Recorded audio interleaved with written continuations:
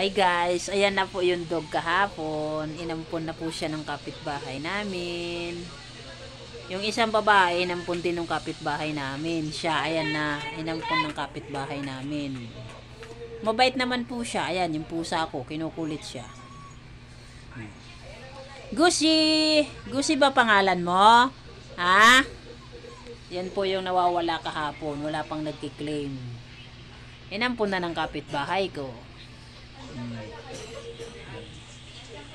Gusi!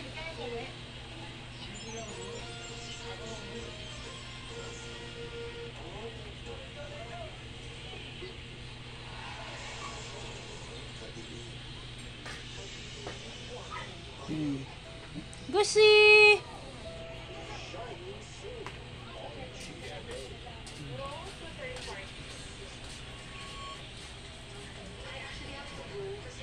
No.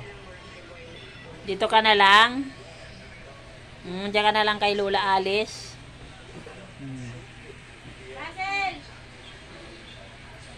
Kinukulit niya nga eh.